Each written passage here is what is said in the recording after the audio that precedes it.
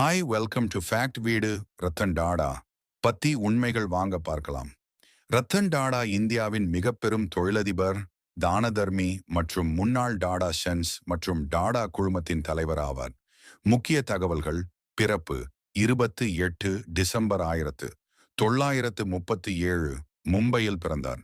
Cornell university கட்டிடக்கலை, Harvard business ஸ்கூலில் மேலாண்மை படிப்பு. ரத்தன் நாவல் டாடா இந்தியாவின் மிக பெரும் தொழிலதிபர், தானதர்மி மற்றும் முன்னாள் டாடா சென்ஸ் மற்றும் டாடா தொழில் சாதனைகள். 1991 டாடா குழுமத்தின் தலைவராக ஆனார்.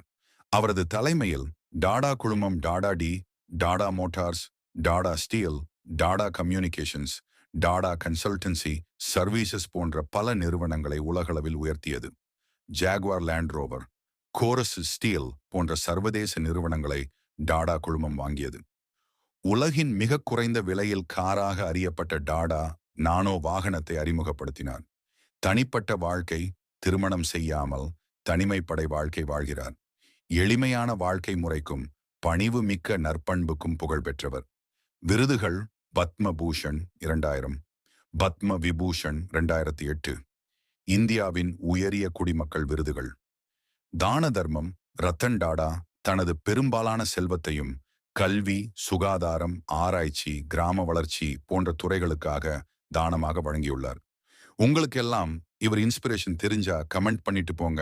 லைக் அண்ட் சப்ஸ்கிரைப் பண்ணிக்கோங்க. நாளைக்கு வாரேன்.